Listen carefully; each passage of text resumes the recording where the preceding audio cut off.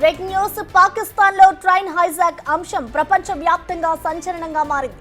Hijack చేసిన Baloch liberation ఆర్మీతో పాటు ప్రభుత్వం చర్చలు జరుపుతున్నట్లుగా తెలుస్తోంది. పాక్ జైళ్లలో బందీలుగా ఉన్న బలోచ్ రాజకీయ ఖైదీలను, సామాజిక కార్యకర్తలను వెంటనే రిలీజ్ చేయాలని ఉగ్ర సంస్థ డిమాండ్ చేసింది.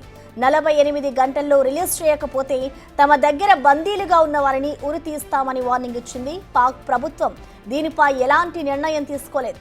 ఉగ్రవాదుల దగ్గర బందీలుగా ఉన్న వారి కోసం అంబులెన్సులు, వైద్య సిబ్బందిని పంపించింది. కానీ ఆ మార్గంలో ప్రయాణం ఇబ్బందికరంగా ఉండడంతో వైద్య సిబ్బంది ఇంకా అక్కడికి చేరుకోలేదు.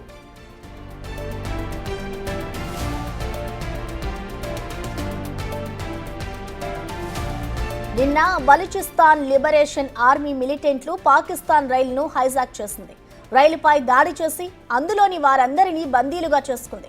ఈ దాడిని అడ్డుకోవడానికి ప్రయత్నించిన 30 మంది పాక్ ఆర్మీ జవాన్లను కూడా మట్టుపెట్టినట్లుగా తెలుస్తోంది. మిలిటెంట్లు దాడి చేసే సమయంలో రైల్లో 500 మంది ప్రయాణికులు ఉన్నారు. 214 మంది ప్రయాణికులు మిలిటెంట్ల ఆధీనంలో బందీలుగా ఉన్నారు. మహిళలను, చిన్న పిల్లలను రిలీజ్ చేశామని బిఎల్ఏ చెబుతోంది. కానీ వారిని అడ్డం పెట్టుకొని ఉగ్ర సంస్థ డ్రామాలాడుతోందని ప్రభుత్వ వర్గాలు చెబుతున్నాయి.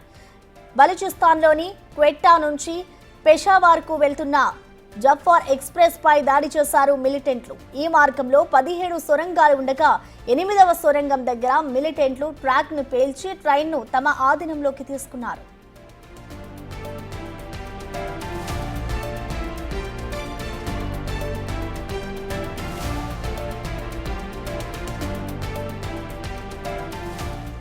బందీలను విడిపించేందుకు ప్రభుత్వం ఏదైనా చర్యలు తీసుకుంటే మాత్రం తగిన గుణపాఠం చెబుతామని వార్నింగ్ ఇచ్చింది బిఎల్ఏ. ఇకపై బలూచిస్తాన్లో ఎలాంటి మిలిటరీ ఆపరేషన్ నిర్వహించకూడదని వార్నింగ్ ఇచ్చింది. వీటిలో ఏది జరిగినా బందీల ప్రాణాలు పోతాయంది. బిఎల్ఏ దెబ్బకు ఇప్పటికే పాక్ ఆర్మీ తోక ముడిచిందని, ఏరియల్ అటాక్స్ కూడా ఆపేయాలని బిఎల్ఏ స్పష్టం చేస్తుంది. ఇక ఆ దాడులను ఆపకపోతే తమ వద్ద బందీలుగా ఉన్న వారందరినీ చంపేస్తామని వార్నింగ్ ఇచ్చింది బిఎల్ఏ. వెంటనే తమ ప్రాంతాన్ని ఆక్రమించుకున్న పాక్ ఆర్మీ జవాన్లు ఈ ప్రాంతాన్ని విడిచి వెళ్లాలని డిమాండ్ చేసింది. ఇదే పాక్ ఆర్మీకి లాస్ట్ ఛాన్స్ అని, లేదంటే బందీల మరణాలకు పాక్ ఆర్మీనే కారణమవుతుందని అల్టిమేటం ఇచ్చింది బిఎల్ఏ. ఈ ఘటనపై ఇప్పటి వరకు ప్రభుత్వం అధికారికంగా స్పందించలేదు. కానీ చర్యలు మాత్రం మొదలుపెట్టింది.